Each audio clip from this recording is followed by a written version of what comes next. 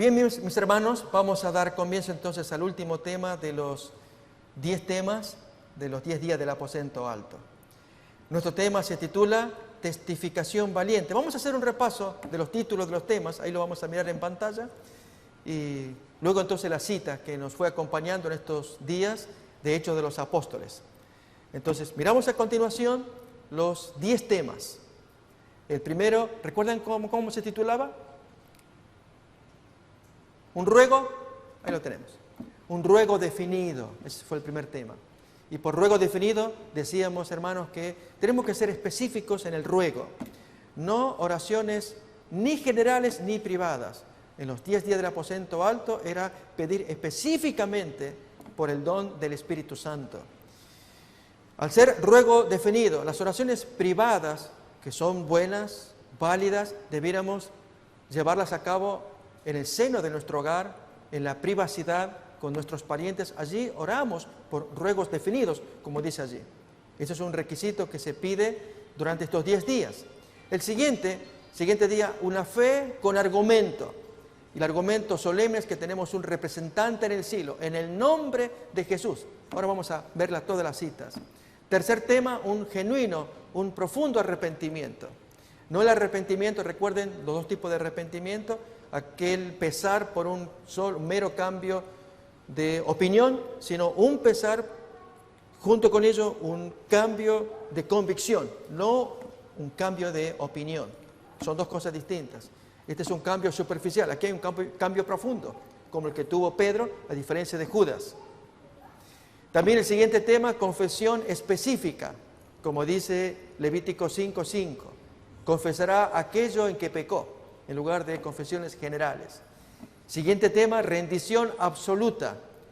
Y allí, hermanos, ¿cómo nos cuesta? Es verdad, allí nuestro carácter tiene que ser humillado. Ese fue el tema que tiene que ver con la humillación. Y aprendimos del ejemplo de aquel buey, el bocha, si nos acordamos. Cómo él se le ponía el yugo a este buey junto con otro buey más joven, castrado, al cual traían para que aprenda el trabajo. Y este animal salvaje no aprendía, sino gracias al yugo puesto entre el pescuezo del bocha, que era el animal ya domesticado, y el otro, y así es como le enseñaba a a fuerzas, porque el yugo no se despegaba. Entonces hay una rendición absoluta, y el yugo los une a ambos. ¿Y el yugo cuál era? ¿Qué aprendimos? La cita de Elena White, Deseado, página 296. ¿Qué significa el yugo? La ley de Dios, la ley de Dios. Siguiente tema, compañerismo estrecho, están unidos. Siguiente, escudriñamiento del alma. Eso tiene que ver con misión. Ahora vamos a explicar. Un obrar humilde, sacrificado, gozo y alabanza y la testificación valiente.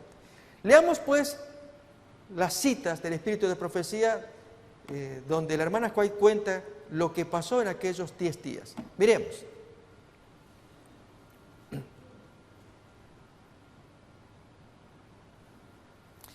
Cuando los discípulos volvieron del olivar a Jerusalén, la gente los miraba esperando ver en sus rostros expresiones de tristeza, confusión y chasco. Pero vieron alegría y triunfo. Los discípulos no lloraban ahora esperanzas frustradas. Habían visto al Salvador resucitado y las palabras de su promesa de despedida repercutían constantemente en sus oídos. En obediencia a la orden de Cristo, aguardaron en Jerusalén la promesa del Padre, el derramamiento del Espíritu. No aguardaron ociosos. El relato dice que estaban de continuo en el templo, alabando y bendiciendo a Dios. Allí el numerito indica el día de estudio. En ese caso, la alabanza y el gozo se estudió anoche, el 9º día. También se reunieron para presentar sus pedidos al Padre en el nombre de Jesús. Sabían que tenían un representante en el cielo, un abogado ante el trono de Dios.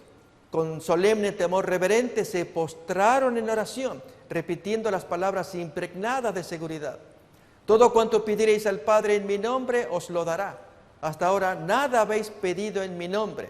Pedid y recibiréis para que vuestro gozo sea cumplido o completo. Extendían más y más la mano de la fe con el poderoso argumento. Cristo es el que murió, más aún el que también resucitó, quien además está a la diestra de Dios, el que también intercede por nosotros. Mientras los discípulos esperaban el cumplimiento de la promesa, humillaron sus corazones con verdadero arrepentimiento y confesaron su incredulidad. Al recordar las palabras que Cristo les había hablado antes de su muerte, entendieron más plenamente su significado. Fueron traídas de nuevo a su memoria verdades que habían olvidado y las repetían unos a otros. Se reprocharon a sí mismos el haber comprendido tan mal al Salvador. Como en procesión, y esto, hermanos, es la esencia de los 10 días, pasó delante de ellos una escena tras otra de su maravillosa vida. Cuando meditaban en su vida pura y santa, sentían que no habría trabajo demasiado duro ni sacrificio demasiado grande si tan solo pudiesen ellos atestiguar con su vida la belleza del carácter de Cristo. Este es el tema de hoy. Cada vez que aparezca el número 10, va a aparecer con frecuencia. Es el tema de la testificación valiente. O si tan solo pudieran vivir de nuevo los 3 años pasados, pensaban ellos, de cuán diferente modo procederían. Si solo pudieran ver al Señor de nuevo, cuán fervorosamente tratarían de mostrar la profundidad de su amor y la sinceridad de la tristeza que sentían por haberle apenado con palabras o actos de incredulidad. Pero se consolaron con el pensamiento de que estaban perdonados y resolvieron que hasta donde fuese posible expiarían su incredulidad confesándolo valientemente delante del pueblo. Nuevamente es la segunda vez en la cita, la insistencia de la testificación, que es el fruto final de los 10 días del aposento alto. Los discípulos oraron con intenso fervor pidiendo, otra vez, hermanos, y 2 veces lo va a decir, capacidad para encontrarse con los hombres en su trato diario, hablar palabras que pudieran guiar a los pecadores a Cristo. Así como escuchamos el testimonio de la hermana Lidia, la forma en cómo ella guió la conversación, tocó el tema de la salud, pero guió a la persona que conozca la palabra de Dios. Y miremos la parte final de la cita. Poniendo aparte toda diferencia, todo deseo de supremacía, se unieron en estrecho compañerismo cristiano. Se acercaron más y más a Dios y al hacer esto comprendieron cuán grande privilegio habían tenido el poder asociarse tan estrechamente con Cristo. La tristeza llenó sus corazones al pensar en cuántas veces le habían apenado por su tardo entendimiento y su incomprensión de las lecciones que para el bien de ellos estaba procurando enseñarles. Estos días de preparación fueron días de profundo escudriñamiento del corazón. Los discípulos sentían su necesidad espiritual y clamaban al Señor por, otra vez, hermano, la insistencia de la testificación, por la santa unción que los había de hacer idóneos para la obra de salvar almas. No pedían una bendición simplemente para sí. Estaban abrumados por la preocupación de salvar almas. Comprendían que el Evangelio había de proclamarse al mundo y demandaban el poder de Cristo que Él había prometido. Durante la era patriarcal, la influencia del Espíritu Santo se había revelado a menudo en forma señalada, pero nunca en su plenitud. Y cuánto más, hermanos, ahora en esta segunda plenitud, que es la lluvia tardía, mucho más abarcante. Esto va a ser mundial. Y muchos hermanos van a participar. Y no seremos los únicos, ni los únicos que están buscando con oración la lluvia tardía. Hay en otros hermanos y otras iglesias que lo están haciendo. Pero así como no se restringió el Espíritu Santo en la primera ocasión, mucho menos en la segunda, si cumplimos lo que Él nos pide. Vamos entonces a ver los versículos, mis hermanos. Voy a invitar a que abramos Marcos capítulo 16, versículo 15.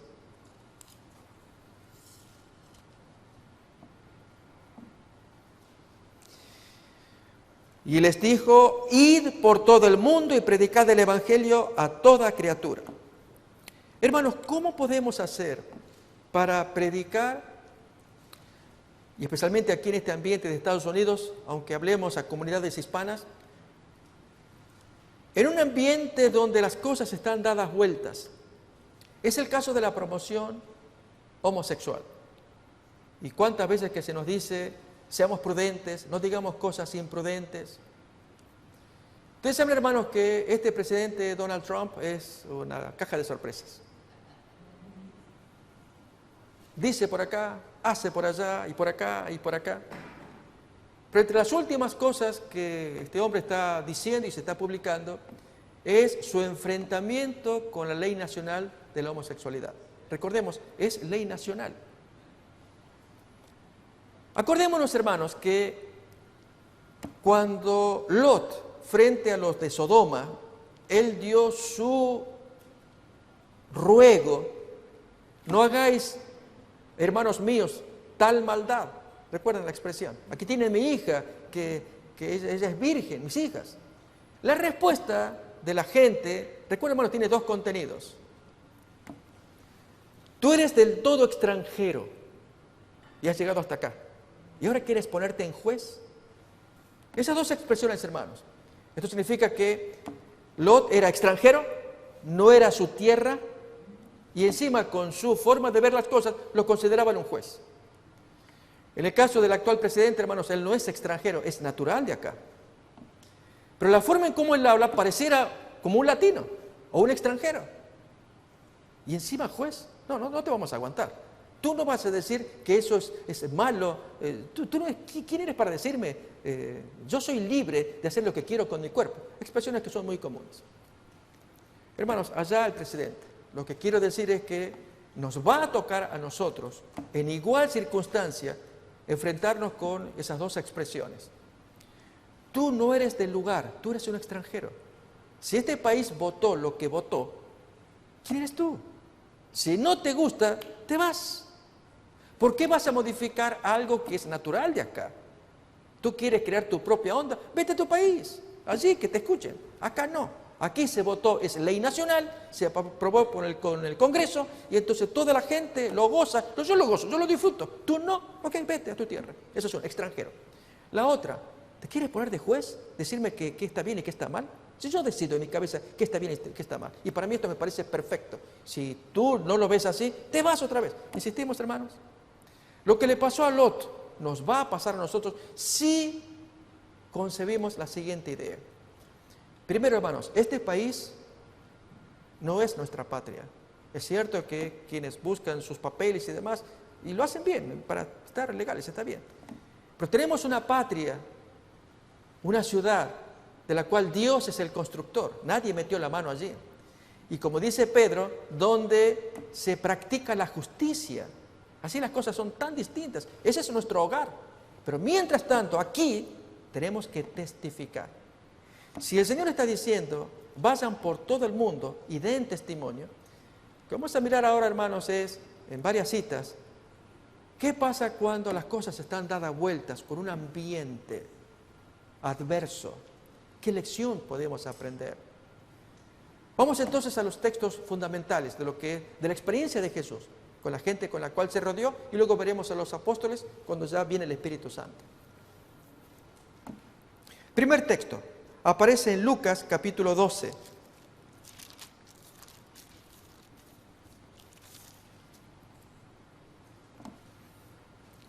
Lucas 12.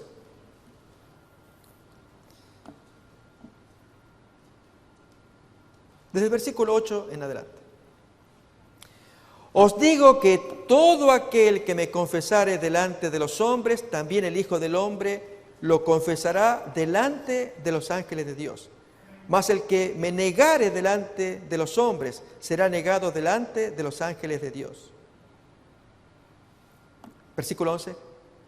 Cuando os trajeren a las sinagogas y ante los magistrados y las autoridades, no os preocupéis por cómo o qué habréis de responder o qué habréis de decir, porque el Espíritu Santo os enseñará en la misma hora lo que haya que decir. Sí, hermanos, vamos a mirar que una persona, cuando está en la apretura ante alguien, en este caso autoridades, y tiene que dar testimonio, no puede lucir tanto conocimiento. No es el plan de Dios. Es que tenga una experiencia y comparte esa experiencia. Otra vez el texto que hemos leído. Cualquiera que me confiesa delante de los hombres, yo lo confesaré en el cielo. Pero si alguien me niega, yo lo voy a negar en el cielo. Va a ser recíproco. Por lo tanto, en un momento de apuro, cuando somos llevados y enfrentados y hay que testificar, acordémonos de esto. Juan capítulo 9. Abramos pues.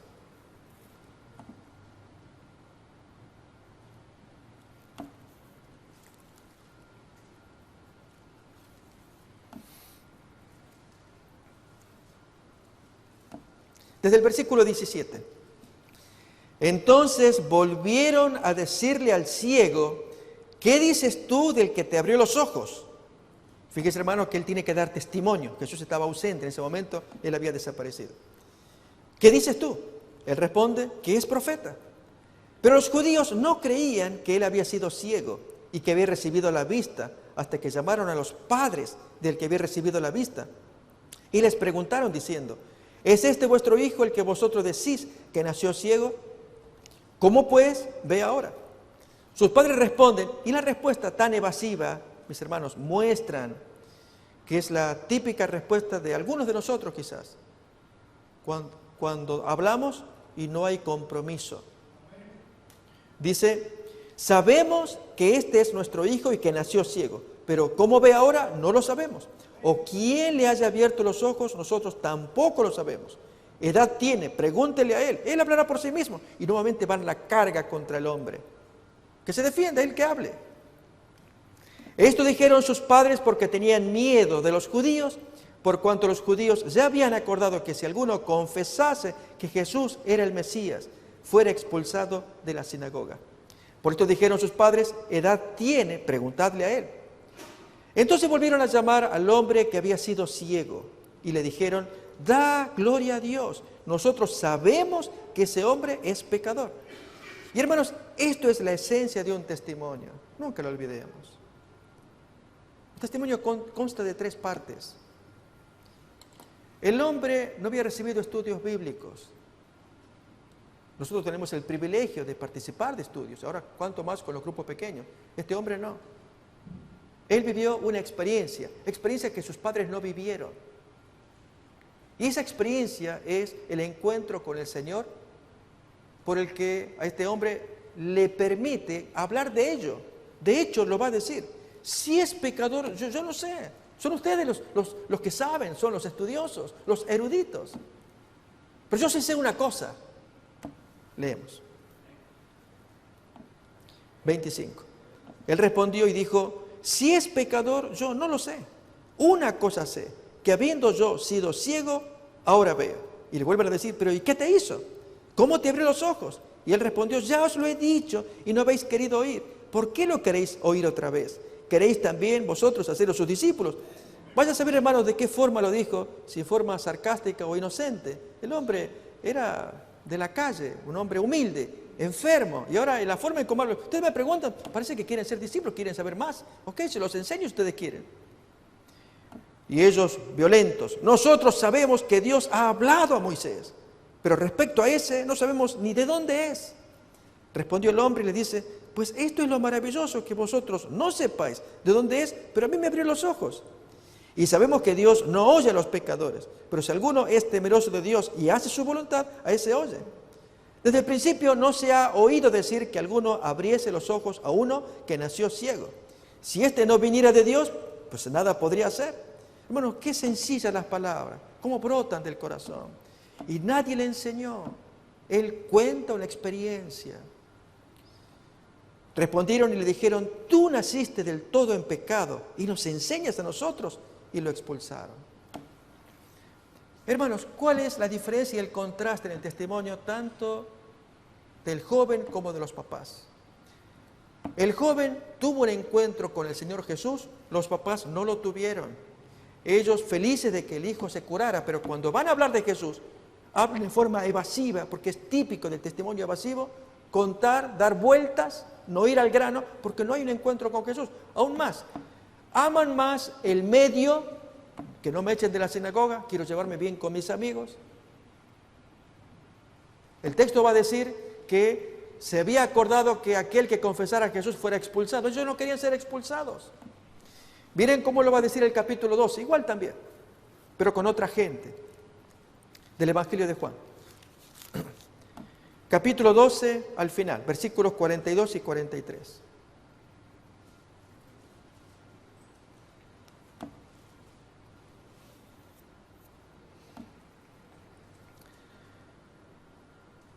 Con todo eso, aún de los gobernantes muchos creyeron en él, pero a causa de los fariseos no lo confesaban para no ser expulsados de la sinagoga, porque amaban más la gloria de los hombres que la gloria de Dios. Hermanos, amar más el medio ambiente que tiene que ser destruido. En el caso de esta gente, estamos hablando del año 31, aproximadamente, o 30, en que Jesús dio estas palabras. Unos 40 años más tarde todo iba a ser destruido. ¿Por qué tanto amor a esto que va a ser destruido? Amaban más el medio ambiente, el qué dirán, la aceptación, que no me echen del círculo de amistades, por lo tanto voy a hablar un poco menos. Les digo, hermanos, que muchas veces cuando tenemos que dar testimonio, lo tenemos que hacer en un medio hostil, la gente puede escuchar, pero oye ciertas cosas y nos cierran la puerta.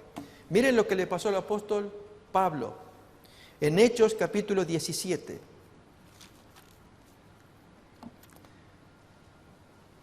La hermana White va a corregir, a decir que Pablo, cómo se expresó ante esta gente, fue, escuchen, lógica con lógica, filosofía con filosofía.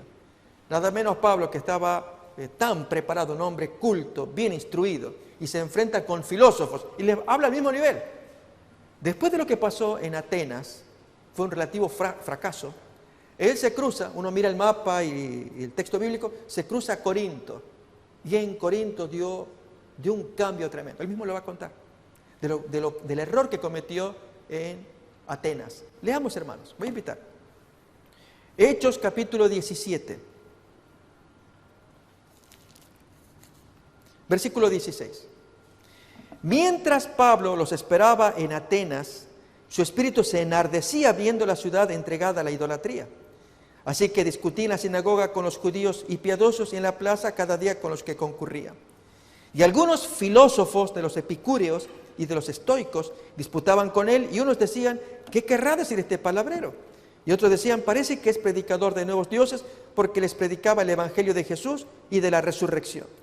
Y tomándole, le trajeron al Areópago, o colina de Marte, ahí en Atenas, el famoso lugar, porque era el lugar de un tribunal de fallo. Allí la gente, cierta cantidad de gente, eran los miembros del tribunal y fallaban, y la gente los traía para que estos jueces fallen allí a favor o en contra, en fin, de la acusación que se había traído. Era una corte de juicio pública. Y uno de ellos se convirtió, uno de los miembros, ahí va a dar el nombre después. El resto no. A ver, miremos la historia.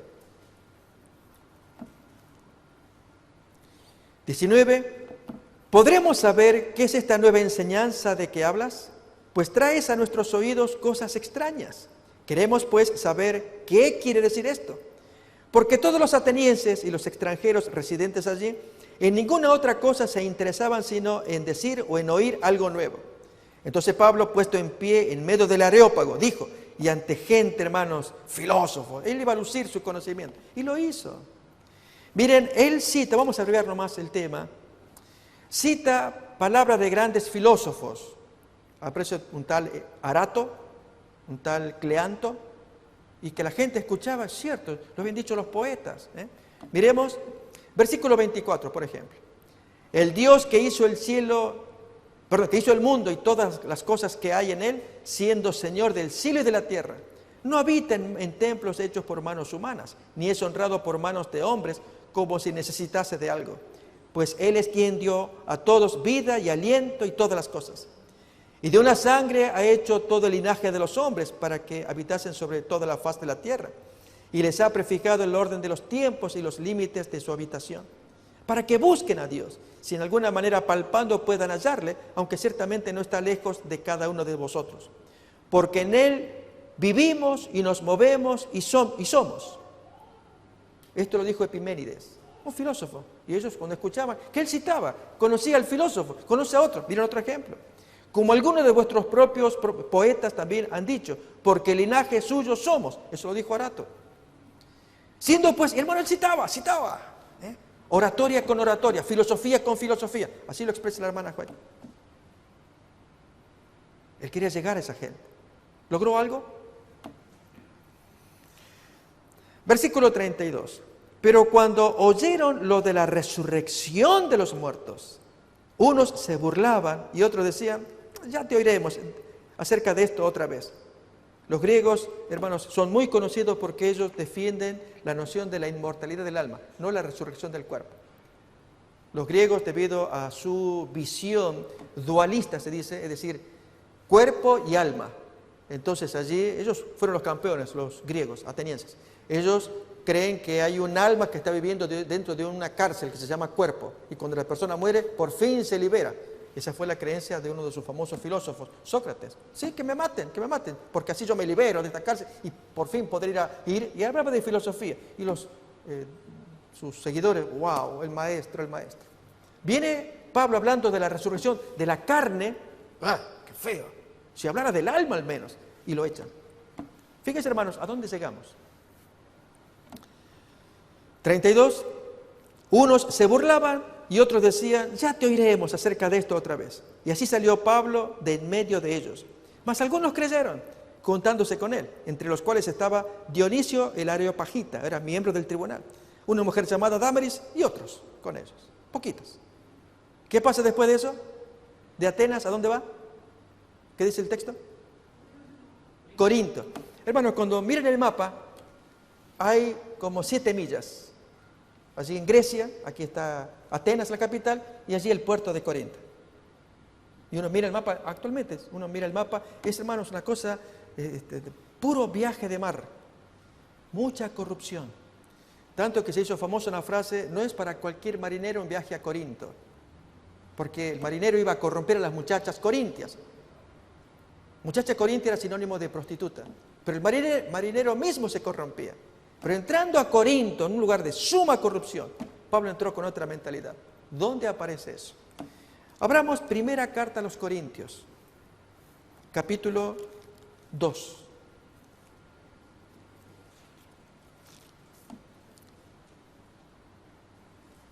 Versículos 1 y 2.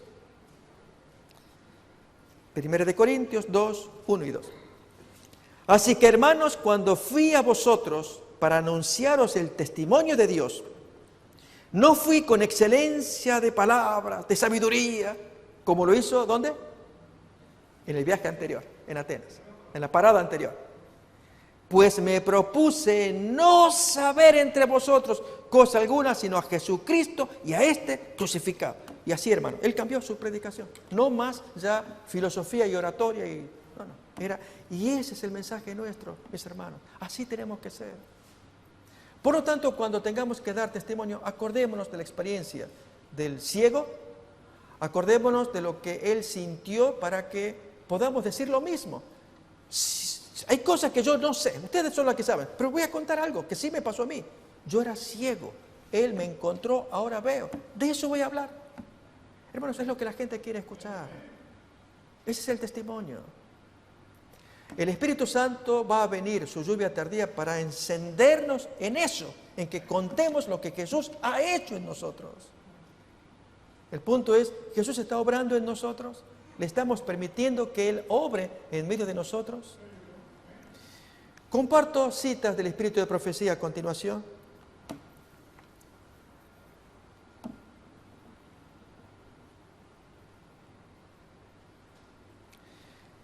Sobre los discípulos que esperaban y oraban, vino el Espíritu con una plenitud que alcanzó a todo corazón. El Ser Infinito se reveló con poder a su iglesia. Era como si durante siglos esta influencia hubiera estado restringida. Y ahora el cielo se regocijara en poder derramar sobre la iglesia las riquezas de la gracia del Espíritu. Y bajo la influencia del Espíritu, las palabras de arrepentimiento y confesión se mezclaban con canto de alabanza por el perdón de los pecados. Se oían palabras de agradecimiento y de profecía. Todo el cielo se inclinó para contemplar y adorar la sabiduría del incomparable e incomprensible amor. Extasiados de asombro, los apóstoles exclamaron: en esto consiste el amor. Se asieron o se agarraron del don impartido. ¿Y qué siguió? La espada del Espíritu, recién afilada, con el poder y bañada en los rayos del cielo, se abrió paso a través de la incredulidad. Miles se convirtieron en un día. Hermanos, Esa experiencia tiene que pasar nuevamente. Y para esto hemos estado acá viniendo. Es orar, humillar el corazón, que Dios limpie el alma. Y a la hora de testificar, testificamos con esos 3 pasos muy simples. ¿Cómo ha sido nuestra vida antes del encuentro con Jesús? ¿Cómo ha sido nuestro encuentro con Él? ¿Y cómo ha sido nuestra vida posterior a ese encuentro? Pregunto, hermanos, y yo les quisiera invitar, e incluso si lo desea, ¿por qué no forma parte del mensaje para los hermanos que están mirando y los están siguiendo en el extranjero?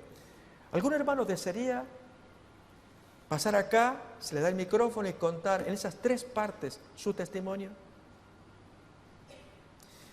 Poquitos minutos, 3 minutos, y ponga la esencia. ¿Cómo había sido su vida antes? ¿Cómo fue cuando se encontró con Cristo?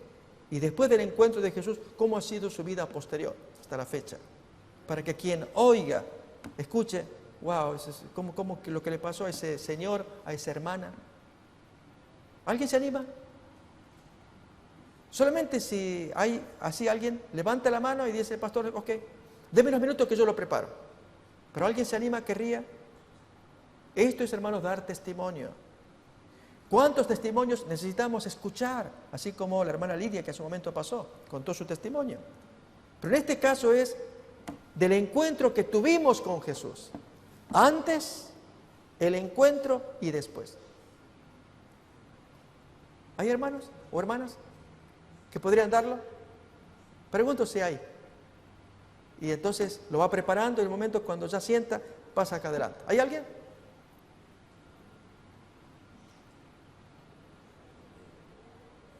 La hermana Emma. Emma, prepárelo, si usted quiere, y entonces vamos a escuchar, hermanos. Y ojalá sea el puntapié de varios testimonios. Esto es lo que nos enriquece. Cada cual tiene su propia historia, su vida personal, cómo le afectó el Evangelio.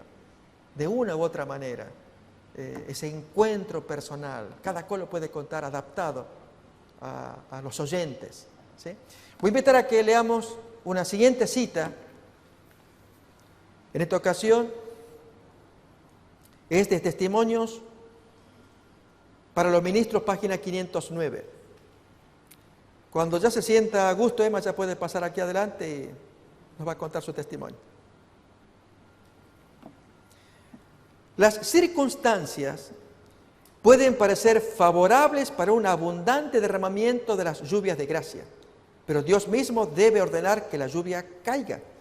Por lo tanto, no debemos escatimar la súplica, no debemos confiar en la forma en que comúnmente actúa la providencia. Debemos orar para que Dios abra las fuentes de las aguas de vida. Y hermanos, orar significa que estamos permanentemente pidiéndole al Señor, Señor, úsame, ayúdame, quiero ser instrumento útil, con mi palabra, con mi influencia. Y ahora que Emma va a contar su testimonio, que esto ayude a otros también.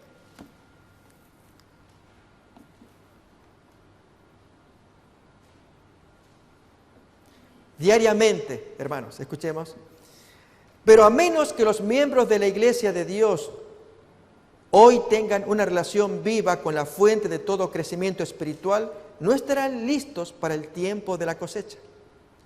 A menos que mantengan sus lámparas aparejadas y ardiendo, no recibirán la gracia adicional en tiempo de necesidad especial. Hay que estar limpiando la lámpara. Este es un modo de limpiarla, al contar un testimonio. Únicamente los que estén recibiendo constantemente nueva provisión de gracia tendrán una fuerza proporcional a su necesidad diaria y a su capacidad de emplearla.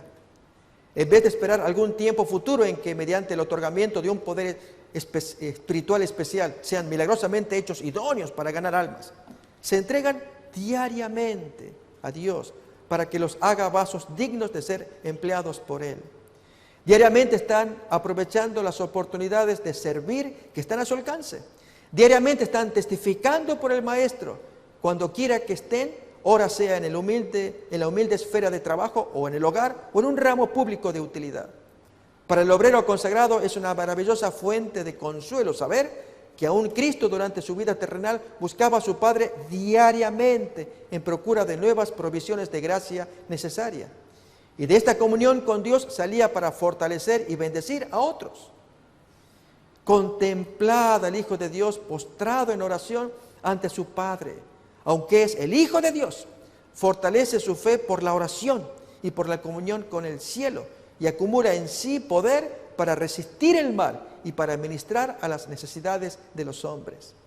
Como hermano mayor de nuestra especie, conoce las necesidades de aquellos que, rodeados de flaquezas y viviendo en un mundo de pecado y tentación, desean todavía servir a Dios. Sabe que los mensajeros a quienes considera dignos de enviar son hombres débiles y expuestos a errar, pero a todos aquellos que se entregan enteramente a su servicio les promete ayuda divina. Su propio ejemplo es una garantía de que la súplica ferviente y perseverante a Dios con fe, la fe que induce a depender enteramente de Dios y a consagrarse sin reservas a su obra, podrá proporcionar a los hombres la ayuda del Espíritu Santo en la batalla contra el pecado. Este es el consejo que nos da el Espíritu de profecía, hermanos, y la palabra que más se resaltó fue diariamente. Y esto es ocasión de buscarlo en todo momento, en cualquier lugar, permanentemente. Voy a invitar a que escuchemos textos, y si mi hermana está lista ya, ¿sí? Venga entonces. Ya vamos a mirar algunos textos bíblicos del libro de Hechos.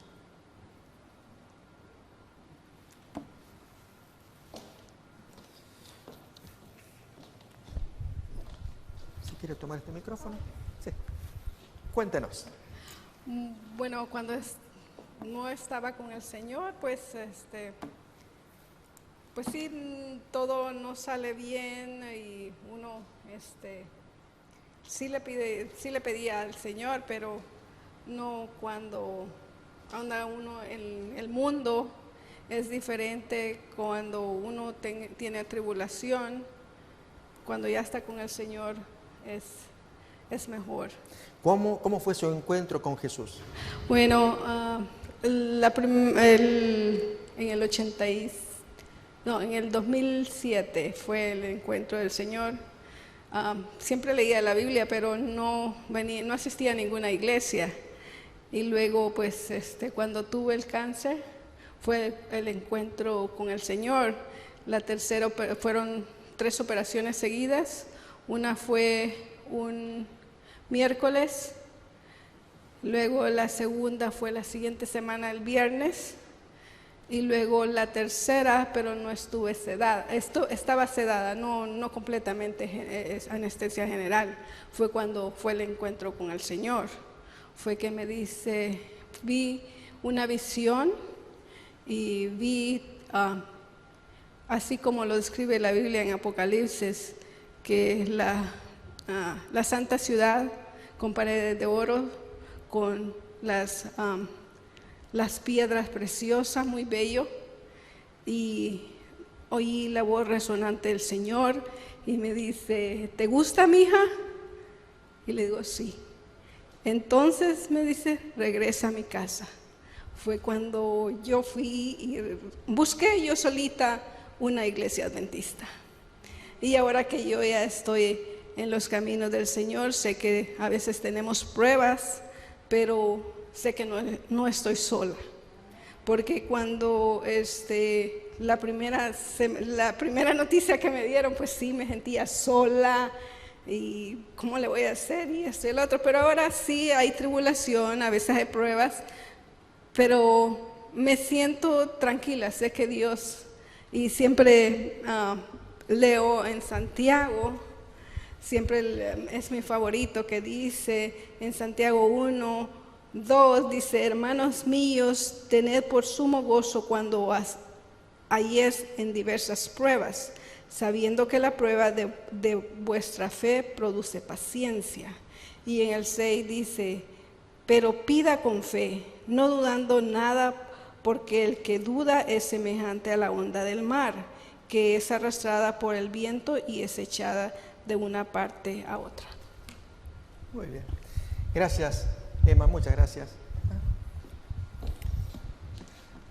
¿Cómo les pareció, hermanos? ¿Alguien más se animaría a dar un testimonio así similar como dio ella? Y fueron pocos minutos, tal y cual. Recordando la experiencia así del que Había estado ciego, su encuentro con Jesús y su vida posterior. Y nos gozamos, hermano, cómo Dios tuvo misericordia al darle esa visión y que regrese a su casa. Y volvió y desde entonces hasta la fecha está en la casa del Señor. Y además que nos trae mucha alegría verla y su servicio que brinda a la casa del Señor. Pero ¿habrá otro hermano o hermana?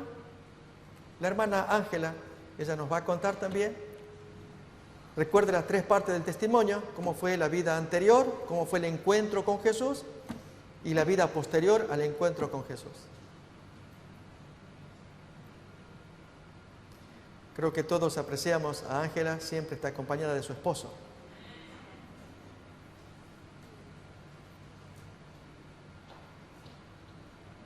Yo le voy a pedir a Luis, si es tan amable, que si él le puede alcanzar el micrófono a su esposa. Gracias. Pues hermanos, a nosotros nos tomó casi 20 años para encontrar al Señor. Mi hermano ha sido adventista, es el único de la familia que era adventista por 30 años, y él iba a la casa, estaban mis niños pequeños, todavía tenían 3, 4 años, y él iba a la casa cada sábado con los hermanos y nos hablaban. Nosotros lo escuchábamos, pero no íbamos a la iglesia, no nos llamaba. Íbamos cuando nos invitaba, porque ellos celebran que el Día de la Madre, que celebran cosas. Íbamos allá con ellos, con ellos nos quitábamos y ya estuvo, regresamos otra vez a nuestros hábitos. Entonces, dejaban de ir un tiempo, regresaban y nosotros escuchando, hasta que hace 4 años era el cumpleaños de Luis, y venimos aquí a Pasadena a un restaurante. Ya terminamos temprano, era sábado, terminamos y le digo, vamos a visitar a mi hermano, le digo, a ver cómo están.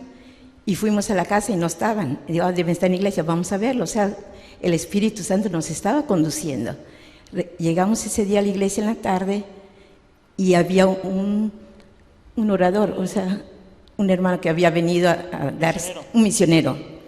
Y entramos, nos sentamos y empezamos a escucharlo. Por cierto, era argentino como el pastor. Y los escuchamos y en ese momento sentimos la presencia del Señor, porque realmente nos estaba diciendo que este es el momento para que ustedes me conozcan y sientan que estoy con ustedes. Porque no fue precisamente mi hermano que él nos hablaba, que nos conduce, sino que nosotros solos fuimos. Y él dijo, ok, vamos a tener una semana de conferencia, que vengan, les invitamos. Y fuimos toda la semana y ahí reconocimos realmente lo que el Señor estaba haciendo con nosotros. El Espíritu Santo estaba trabajando con nosotros. Y sí tuvimos bastantes demás hermanos, no lo hagan, ustedes ya son como mi hermano Luis, van a hacer esto, van a empezar. Tuvimos bastante, pero nosotros seguimos fieles y estuvimos yendo casi un año en esa iglesia. Después estuvimos con mi mami atendiéndola y íbamos así. Cuando ya vinimos aquí hace un año y medio, cuando la abrieron a esta iglesia, venimos y estuvimos, y les digo una cosa, nosotros todavía, el pastor nos decía de allá, voy a visitarlos, nada, y nosotros todavía estábamos medio dudosos, y hasta que el pastor Contreras vino, y fue algo diferente. Inmediatamente le abrimos la puerta de la casa a él, habló con nosotros y decidimos bautizarnos, y aquí estamos con el Señor. ¿No están arrepentidos? Definitivamente no. Y hemos tenido luchas porque realmente el mal trabaja bastante. Y hemos tenido muchas dudas y sin embargo tratamos nosotros de sobreponernos y luchar. Estamos luchando prácticamente porque ustedes saben que cuando uno es recién bautizado tiene sus dudas y eso es lo que ha pasado con nosotros. Y sin embargo estamos fieles. Amén. Casualmente hace 3 semanas tuvimos dudas. Ya no íbamos a regresar a la iglesia. Tuvimos muchas dudas. El pastor fue a la casa, habló con nosotros. Él no nos dijo, regresen, hagan eso. No, él no nos dijo. Él nos habló como debe ser, nos aconsejó como un buen pastor a su rebaño. Nosotros tomamos la decisión, lo pensamos, sí, tiene razón. Porque el pastor no fue que nos dijo, háganlo, háganlo. Él no hizo así, sino que él nos habló como un buen pastor. Por eso, hermanos, conservemos al pastor, tenemos un buen pastor con nosotros. Gracias, mis hermanos. Gracias.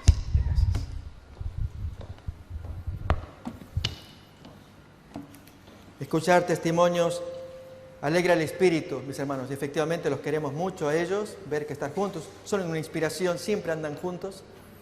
Y para los matrimonios que estamos aquí, cuanto más. Y que Dios los preserve para que sean un testimonio viviente, que prediquen la palabra de Dios, siempre estando juntos. Continuamos abriendo la palabra de Dios en el libro de Hechos, el capítulo 4. Hechos 4.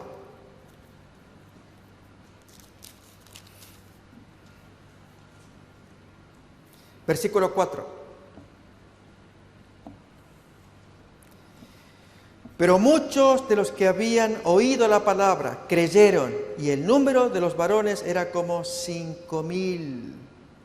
Hermanos, fíjense que escuchan la palabra, la creen y se aumenta, porque se da testimonio. El Espíritu Santo obra desde Pentecostés para que la gente hable, no guarde silencio. Miremos lo propio en el capítulo 9 también, de Hechos. Versículo 31, obra del Espíritu Santo. 9:31 de Hechos.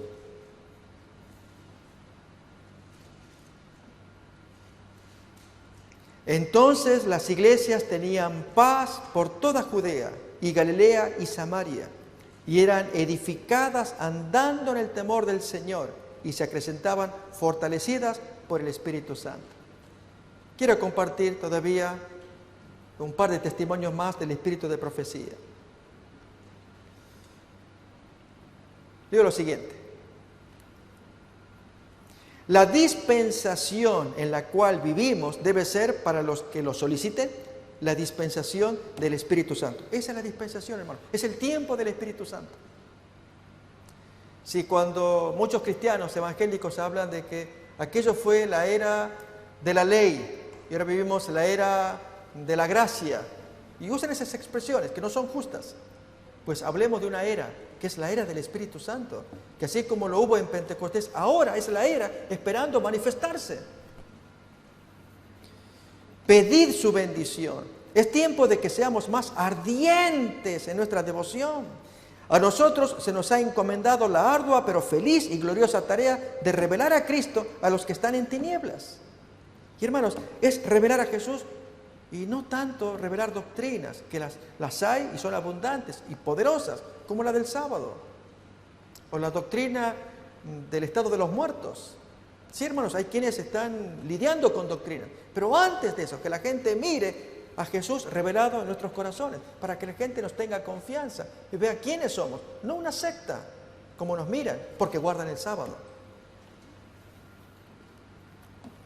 Se nos ha llamado a proclamar las verdades especiales para este tiempo.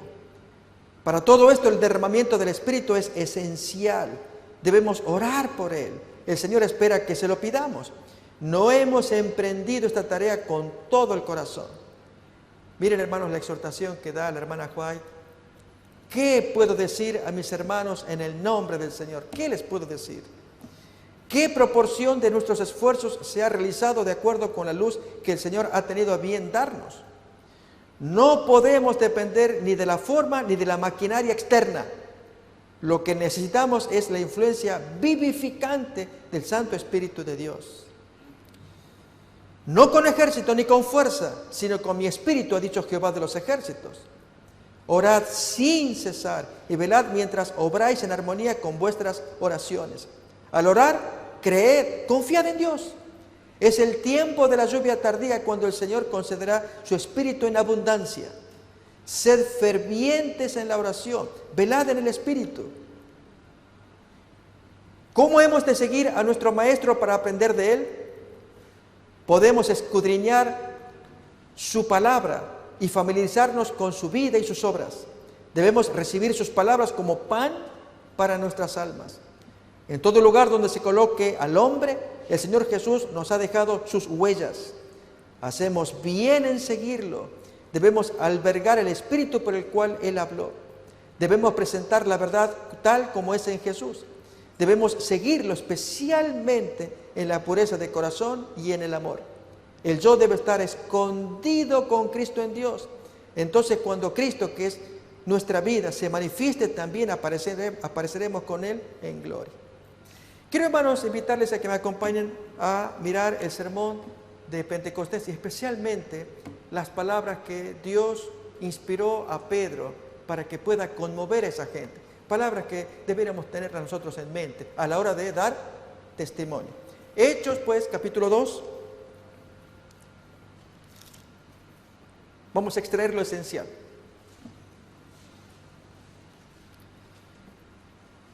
(2:13). Otros, burlándose, decían: están ebrios, no gastes tiempo de averiguar, están borrachos o llenos de mosto. Entonces Pedro, poniéndose en pie con los 11, alzó la voz y les habló diciendo, fíjense, hermanos, es cierto, Pedro se caracterizó por ser impulsivo y era siempre el hombre que se adelantaba para hablar. Y en esta ocasión pareciera que sigue el mismo rasgo, pero él va a compartir lo que tiene. Varones judíos y todos los que habitáis en Jerusalén, esto os sea notorio y escúchenme, porque estos no están borrachos, como vosotros suponéis, puesto que es la hora 3:00 o 9 de la mañana. Más bien esto es lo dicho por el profeta Joel. Fíjense, hermanos, cómo fluyen los textos bíblicos en la mente del apóstol. Así va a pasar con nosotros. Cuando tengamos que dar testimonio, ya lo había dicho Jesús, no se preocupen por lo que van a decir. Tengan la experiencia y el Espíritu Santo ilumine la mente y salen versículos, sale otro y sale otro. De modo entonces que cuando hablamos, los versículos son contundentes y este era muy apropiado. Ya lo había dicho Joel y cita el texto. 22. Varones israelitas, oíd estas palabras. Jesús Nazareno, varón aprobado por Dios entre vosotros con las maravillas, prodigios y señales que Dios hizo entre vosotros por medio de él, como vosotros mismos sabéis, a este entregado por el determinado consejo y anticipado conocimiento de Dios. Ya estaba planeado por Dios. Vosotros prendisteis y matasteis por manos de inicuos, crucificándole, al cual Dios levantó sueltos los dolores de la muerte, por cuanto era imposible que fuese retenido por ella. Porque David dice de él, y comienza entonces a justificar su argumento con profecías del Antiguo Testamento. Y así, hermanos, otra vez, fluyen los textos probatorios. Esto es lo que nosotros necesitamos, conocer más las profecías, los textos. De modo entonces que cuando queramos citar, déjenme decirles, yo les dije que en algún momento se va a presentar una respuesta a este autor evangélico que critica el sábado en 6 minutos. Y ya se va a preparar y poder presentarlo. Vamos a ver el video también. Es más, quisiera dedicar un sábado para que entre todos, porque hermanos, aquí esto es poner en práctica, todos vamos a participar. Es más, hermanos, voy a poner el video, esto va a ser un sábado de tarde, que lo podamos hacer y todos aprender. Que los hermanos que van a participar pasen aquí adelante y comiencen a responderle. Y yo voy a tratar de defender el video para entender el argumento. Y que el hombre, 6 minutos, no va más, así ese es el total. Y comienza a hablar en forma amable, pero hermanos, las cosas que dice son tremendas. Y el testimonio de cada cual, hermano, pastor, yo levanto la mano, quiero responderle al Señor. Y se va a grabar. Hermanos, ustedes van a darlo, para que ahí veamos cuán cierto es cómo el Espíritu Santo ilumina la mente, para dar testimonio, defender en este caso una doctrina. ¿Estaríamos dispuestos? ¿Querríamos, hermanos? ¿Lo haríamos? ¿O vamos a dejar que el Señor con su video lo difunda y toda la gente conozca su argumento contra el sábado como Él lo presenta? Y entre todos vamos a armar algo que sea contundente, que los hermanos vean que el pueblo de Dios estudia, que el Espíritu Santo hace aflorar los textos, verdades olvidadas. Esto es manifestación de lluvia tardía. Para que, hermanos, cuando tengamos que testificar, fuimos aprendiendo. Dios nos va a enseñar. Sigo con la cita que estábamos leyendo del texto. Luego de citar el Salmo, varones hermanos, 29, se os puede decir libremente del patriarca David que murió y fue sepultado y su sepulcro está con nosotros hoy. Pero ¿quién es este hombre que no dejarás mi alma en el Hades? en el sepulcro, y entonces justifica que es Cristo. Y luego, hermanos, de presentar ese argumento, va a algo contundente. ¿Cómo concluye su sermón? 36 en adelante. Sepa pues ciertísimamente toda la casa de Israel, que a este Jesús a quien vosotros crucificasteis, Dios lo ha hecho Señor y Cristo. Al oír esto se compungieron de corazón y dijeron a Pedro y a los otros apóstoles: varones hermanos, ¿qué haremos? Pedro responde: arrepentíos y bautícese cada uno de vosotros en el nombre de Jesucristo para perdón de pecados, y recibiréis el don del Espíritu Santo. Y hermanos, la gente escuchó el mensaje y hubo el primer bautismo multitudinario. 3,000 personas que escuchan el mensaje y se bautizan porque el Espíritu Santo los convenció de que eran pecadores, que eran asesinos. Hermanos, en el tiempo final va a ocurrir lo mismo. Tendremos que hablar, pero aprendamos ahora. Por eso diríamos un tiempo de preparación, que entre todos vamos a aprender, para que llegado el poder del Espíritu Santo tengamos tal poder, tal convicción, que digamos las cosas con amor, con seguridad, pero contundentes, que la gente oiga y así se postre para aceptar al Señor. Que Dios nos bendiga en este tema especial de la testificación valiente, que es el propósito final de los 10 días de preparación. Que la gente salga henchida del Espíritu Santo, predique las verdades, porque esa es la voluntad de Dios. Amén.